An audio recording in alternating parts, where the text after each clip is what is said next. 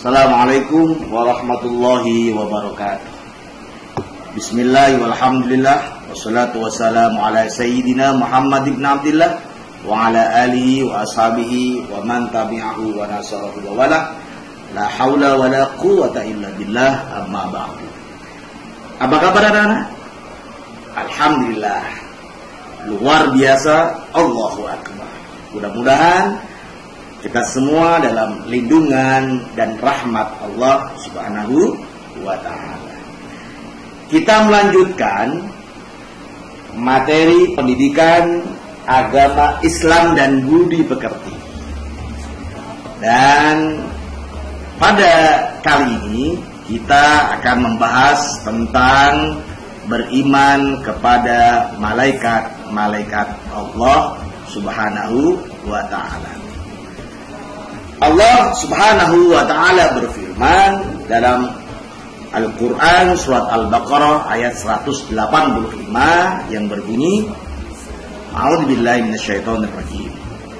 Kullun amana billahi wa malaikatihi wa kutubihi wa rusulihi. Yang artinya semuanya beriman kepada Allah, malaikat-malaikatnya, kitab-kitabnya, dan rasul-rasulnya. Anak-anak, ayat yang barusan Bapak bacakan menjelaskan kepada kita bahwa orang-orang yang beriman sudah pasti dia beriman kepada Allah, malaikatnya, kitab-kitabnya, dan rasul-rasulnya. Mengapa demikian? Karena beriman itu artinya percaya atau yakin.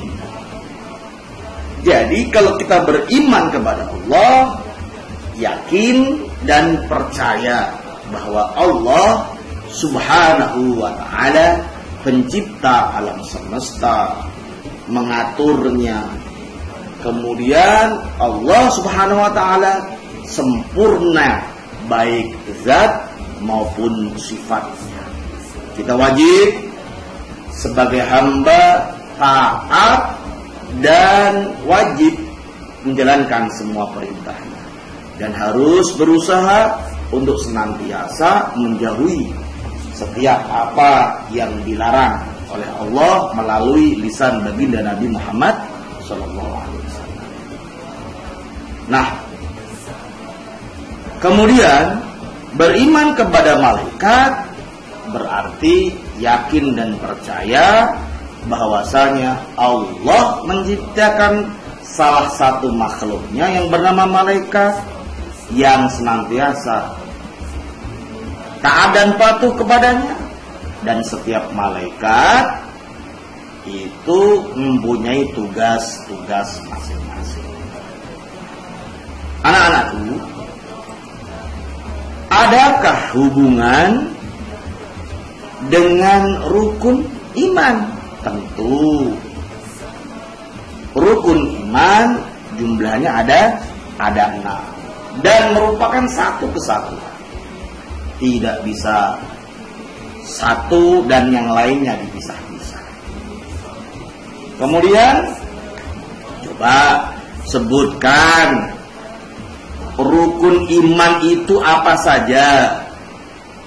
Yang pertama, betul, beriman kepada Allah.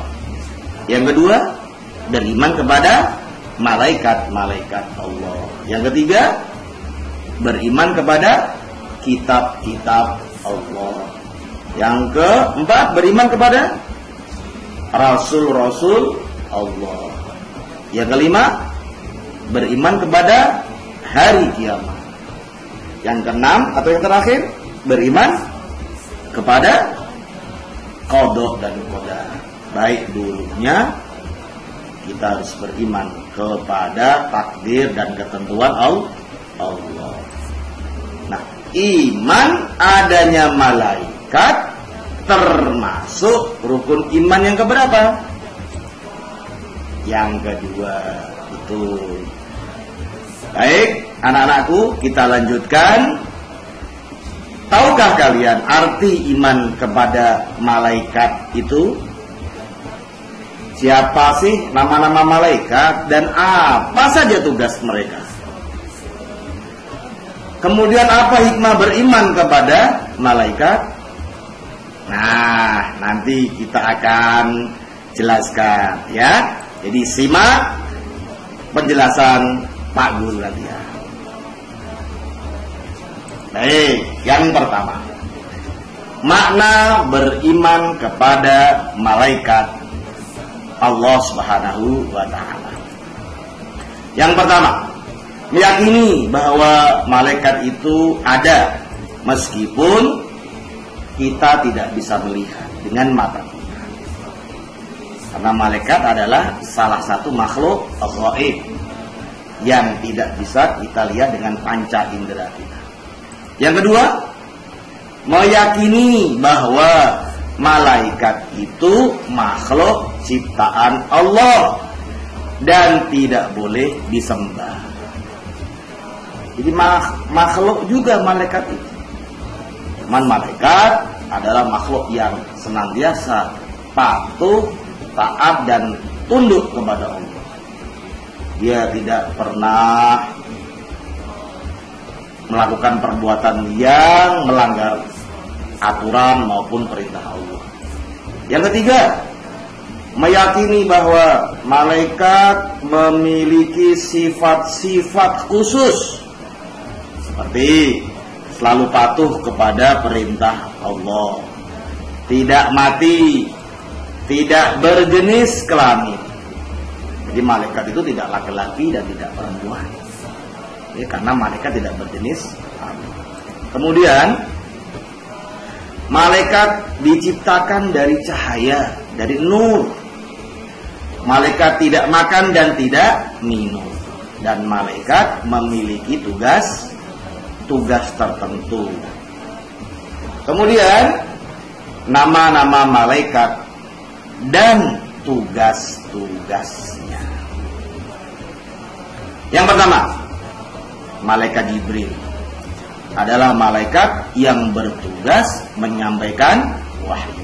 Yang kedua, malaikat Mikail adalah malaikat yang bertugas menyampaikan rezeki.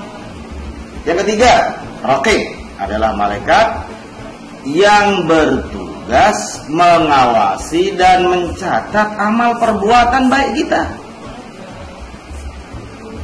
Yang keempat, Atid adalah malaikat yang bertugas mengawasi dan mencatat amal perbuatan buruk atau amal perbuatan maksiat kita. Yang kelima, malaikat Ridwan adalah malaikat yang bertugas menjaga pintu surga. Malaikat Malik adalah malaikat yang bertugas menjaga pintu neraka. Kemudian Izrail adalah malaikat yang bertugas mencabut nyawa. Nah, di sini semua makhluk, manusia, jin, ya, dan yang lainnya dicabut nyawanya oleh malaikat Izrail. Kemudian malaikat Munkar dan Nakir adalah malaikat yang bertugas memberikan pertanyaan di alam kubur ketika orang sudah wafat, masuk ke liang lahat, ke alam yang beda, alam kubur namanya. Nah, akan datang dua malaikat namanya Munkar dan Nakir yang bertugas memberikan pertanyaan di alam kubur. Yang terakhir adalah malaikat Israfil, adalah malaikat yang bertugas meniupkan sangkakala jika hari kiamat telah tiba. Jadi tugas malaikat Israfil cuma sekali, meniup sangkakala ketika kiamat sudah tiba, dan nanti meniup sangkakala lagi ketika hari kiamat akan terjadi dan dimulai. Nah, bagaimana cara kita dapat agar bisa menerima keberadaan malaikat? Yang pertama, keyakinan yang pasti bahwa setiap saat kita takut dan ingat kepada Allah, karena ada malaikat yang mencatat semua perbuatan kita. Dan Allah akan membalas, memberikan balasan kepada kita. Yang kedua, banyak mengingat kematian. Yang ketiga, gemar mengerjakan perbuatan yang pelakunya didoakan oleh para malaikat. Contohnya, menuntut ilmu, mengunjungi para saudara dan sahabat, mendatangi para guru-guru kita, bersilaturahim, ya. Kemudian tidur dalam keadaan suci. Kalau sholat berjamaah, usahakan di shaf yang depan. Kalau kita masih kecil, tentu shaf kita di tengah, antara laki-laki dewasa dengan para ibu yang di belakang. Jadi kalau masih belum besar, masih belum baligh, nah kita shafnya di tengah. Kemudian anak-anakku, perilaku yang mencerminkan keimanan kepada malaikat, malaikat Allah. Apa saja? Yang pertama, gemar bersedekah untuk menolong sesama. Jadi kalau kita ada rezeki atau tidak rezeki, jangan dihabiskan untuk jajan saja, untuk kebutuhan kita saja. Biasakan diri kita bersedekah walaupun sedikit, tujuannya untuk menolong sesama. Yang kedua, gemar silaturahim, berkunjung kepada kerabat, saudara maupun orang-orang yang beriman, termasuk kepada guru kita.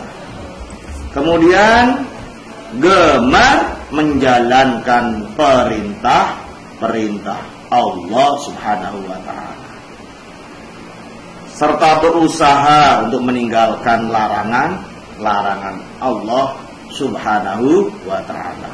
Nah, demikian, mudah-mudahan apa yang Bapak sampaikan dapat bermanfaat untuk diri kita.